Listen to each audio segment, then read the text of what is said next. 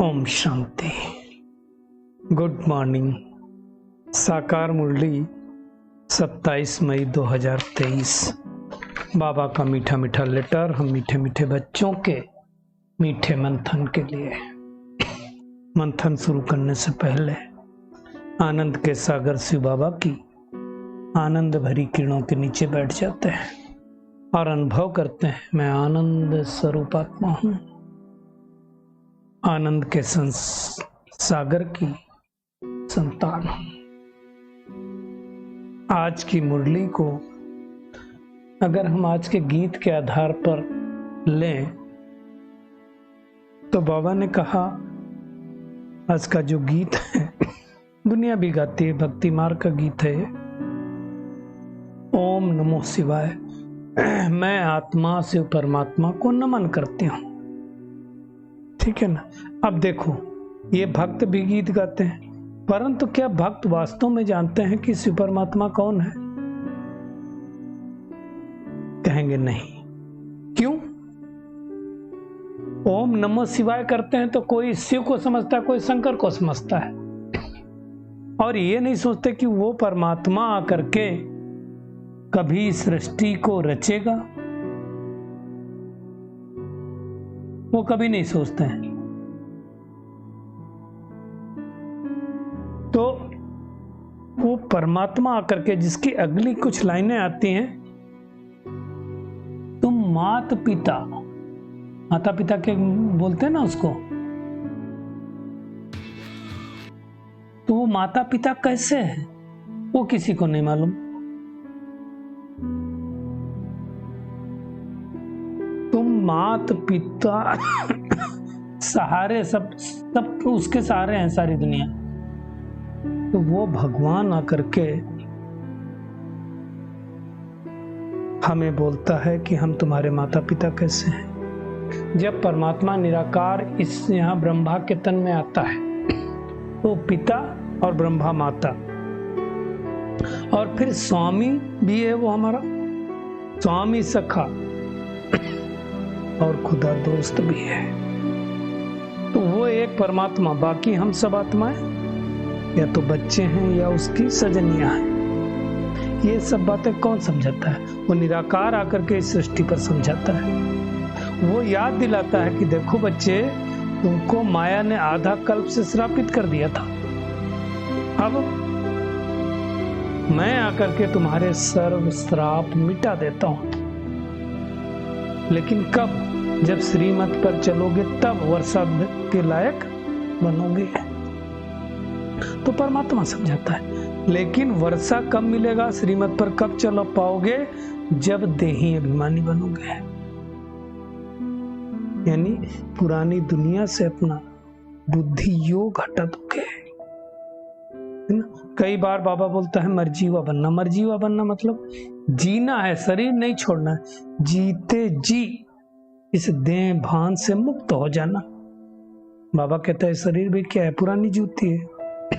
तो इसको भूल करके क्या बनो? अशरीरी बनो। अशरीरी बनने का मेहनत करो, पुरुषार्थ करो। भगवान आया ही क्या करने है इस सृष्टि पर? पतितों को पावन बनाने आया। दुनिया सब गाती है पतित पावन राघव राव। पतित पावन कौन है? एक परमात्मा। उस किसी और को आप देखो, किसी देवता के लिए पतित पावन नहीं कहेंगे। वो भगवान जिसको हमने आधा कल पुकारा, वो आया है इस सृष्टि पर। कब आता है? जब सारी मनुष्य आत्मा बहुत दुखी हो जाती, बहुत परेशान हो जाती, तब वो इस सृष्टि पर आता है और सबको दुखों से दूर करता है। दुखी हम क्यों हुए? क्योंकि पाप किया। पाप क्यों किया? क्योंकि देह अभिमान में आए। देह अभिमान में क्यों आए? क्योंकि बैटरी आधी डिस्चार्ज हो गई थी। तो अब भगवान आकर के माया के श्राप से मुक्त करके 21 जन्मों का वर्षा देता है। लेकिन वर्षा लेने के लिए क्या करना पड़ेगा? एक परमात्मा को याद करना पड़ेगा, तो सुख शांति मिल जाएगी। वहां तो सुख शांति समृद्धि सब कुछ थी।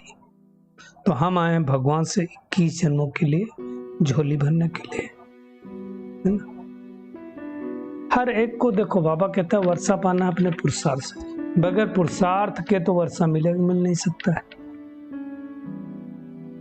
तो बाबा कहता है 5000 वर्ष पहले मौफिक तुमको फिर से मैं वर्षा दे रहा हूं, और हर 5000 वर्ष बाद तुमको वर्षा देता हूं।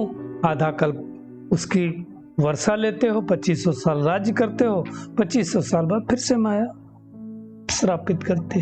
तो बाबा कहता अब तुम ईश्वरीय औलाद बने, तो उस नशे में रहना है कि अब हम इस समय ईश्वर की औलाद बने हैं। बाबा ने बहुत अच्छी बात कही कि तुम सतयुग से दूर नहीं हो, सतयुग तुमसे दूर नहीं है, इतना नजदीक है जितना शरीर तुम्हारे नजदीक है। अब ये क्या मुझे महसूस होता है, क्या मुझे आत्मा को लगता है मैं आत्मा धीरे धीरे सतयुग के करीब हो रही हूं? देखिए, भगवान के बने हैं तो स्वर्ग में तो जाएंगे ही, लेकिन स्वर्ग में भी पद नंबरवार है। जैसे आज राजधानी वैसे है, वहां भी महाराजा महारानी, दास दासी, है ना, रॉयल प्रजा, सब कुछ होगा, साधारण प्रजा, चंडाल, सब कुछ होगा। तो बाबा कहता है तुम अभी स्मृति दिलाता है बाबा, है ना। जैसे दुनिया में किसी के यहाँ कोई बच्चा पैदा होता है तो बच्चा नहीं बोल पाएगा, लेकिन क्या बोलेंगे, वारिस आ गया। वैसे भगवान कहता है तुम मेरे बच्चे बने तो वारिस आ गए, लेकिन अब ये दर्जे अलग अलग है। कोई सूर्यवंशी वारिस बनेगा, कोई चंद्रवंशी बनेगा, कोई प्रजा में भी आएगा। तो हमें कोशिश करनी सूर्यवंशी राजधानी के लिए। देखो, जब हम पढ़ाई करते थे तो लक्ष्य जब रखते थे कि फर्स्ट डिवीजन पास होंगे, तो कई बार थोड़ा नीचे आ जाते थे, कभी सेकंड डिवीजन हो जाता था, कभी कुछ लक्ष्य टी का रखो तो 70% आते हैं। तो लक्ष्य बड़ा रखेंगे तो छोटा आएगा। तो भगवान कहता है तुम भगवान के बने हो तो कितना नशा रहना चाहिए कि बेहद का बाप हमें मिला है, लेकिन अब बेहद के बाद जैसा बनना, जैसा वो मीठा वैसे हमें मीठा बनना। भगवान तो निष्काम सेवा करता है, हम निष्काम सेवा नहीं कर सकते, हमें कुछ ना कुछ फल जरूर मिलेगा, लेकिन स्वार्थवत सेवा नहीं करनी किसी को। कई बार लोगों का ऑब्जेक्ट होता है ना, इनकी सेवा कर देना तो बड़ी बहुत हेल्प मिल जाएगी, वो सब ठीक नहीं है। ये सोच के सेवा करनी है कि सामने वाली आत्मा का कल्याण हो जाए, इनका भी भला हो जाए, इनका भी कनेक्शन भगवान से जुड़ जाए, ये भी सतयुगी दुनिया में आ जाए, इनके जीवन में भी सुख शांति आ जाए, ये लक्ष्य रखना है। तो बाबा कहता है लाडले बच्चे, कल भी बड़ा प्यार से कहा था, मैं परम धाम से आया हूं तुमको राजभाग देने के लिए। मैं राज नहीं करता हूं, तुम्हारे लिए देने के लिए आया हूं। मुझे इस पति दुनिया पति शरीर में आना पड़ता तुमको बनाने के लिए, है ना। इसमें कितने विघ्न पड़ते हैं। फिर दुनिया में कहते हैं श्री कृष्ण ने भगाया, श्री कृष्ण ने नहीं भगाया, शिव बाबा के पास हम भाग करके आए और गोद ली उसने, ईश्वरीय गोद ली। तो सारा दिन इस नशे में रहना कि हम गॉडली स्टूडेंट है, हमें ईश्वरीय गोद मिली है। भगवान क्या है, ये हमको 5 विकारों रूपी रावण से छुड़ाने के लिए। बाबा उससे छुड़ा करके आत्मा को पवित्र बनाता है, तो शरीर भी पवित्र मिलता है। इस समय आत्मा और शरीर दोनों अपवित्र। तो भगवान हमें सतयुग के महाराजा महारानी बना रहा है, उस नशे में रहना है। चेक करना है क्या मुझे उतना नशा रहता है। अब भगवान ही तो लायक बना रहा है, हम ना लायक नहीं थे, अब लायक बना रहा है। बाबा कहता है मैं तुम्हारा पंडा बन करके आया हूं, सच से सच्चे तीर्थ पर ले जाऊंगा। सच्चा तीर्थ क्या है? परम धाम। वहां लेके जाएगा, फिर वहां से सतयुग भेज देगा। तो समझना है, आत्मा समझ के परमात्मा को याद करना है, और क्या करना है। बुरी बातें न सुननी है न सुनानी है। बाबा कहता है सर्वव्यापी के ज्ञान नहीं तो भारत को नौस्तिक पौड़ी तुल्य बना दिया। इसको देखो, भगवान न करे ऐसा हो जाए। आज पता नहीं कहीं कुछ हम सुन रहे थे, लोग यही करते हैं। मान लो किसी को कुछ हो गया, भगवान न करे ऐसा हो गया। अरे भगवान नहीं करता भाई, हमारे कर्म जो करते हैं उसका फल प्राप्त होता है। ये एक्चुअली बहुत विडंबना हो गई है। नेचुरल क्लैमिटी हुई, भगवान ने किया। कोई बीमार हुआ, भगवान ने किया। पत्ता पत्ता जब भगवान की मिर्जी चलता है तो हमारे जीवन में जो बुरा होगा वो भी भगवान करेगा। भगवान बुरा करने नहीं आया है, भगवान अच्छा करने आया है, इसलिए वो कहता मैं तो तुम्हारी सेवा में उपस्थित हूँ। कितना भी सहन करना पड़े तो भी सेवा में। भगवान को भी लोग क्या क्या बोलता है। बाबा कहते हैं बच्चे तो बहुत हैं, लेकिन कोई श्रीमत पर चलते, कोई नहीं चलता है। प्रजापिता ब्रह्मा है, प्रजा का पिता है, तो बच्चे तो अथाह होंगे ही। तो बाबा कहता है ब्रह्मा द्वारा तुम बच्चों को शिक्षा देता हूँ। क्या शिक्षा देता हूँ? लाडले बच्चे, मुझे निरंतर याद करो तो तुम पति से पावन बनते जाएंगे और बुद्धि का ताला खुल जाएगा। अगर बुद्धि का ताला नहीं खुलता, मैं किसी को समझा नहीं सकता, ज्ञान सुना नहीं सकता, तो फिर बुद्धि का ताला नहीं खुला है। बाबा कहता मैं तुम्हें पत्थर से पारस बुद्धि बनाने आया हूँ। कब आता हूँ? पुरुषोत्तम संगम युग पर, जब सारी सृष्टि पतित जड़ी भूत हो जाती है, एक दो को लोग दुख देने लगते हैं, तब भगवान आकर के सुख देता है, पंडा बन करके हमें ले जाता है। तो बाबा कहता है तुम याद करो, नहीं तो माया खा जाएगी। आज बाबा ने ये शब्द यूज किया।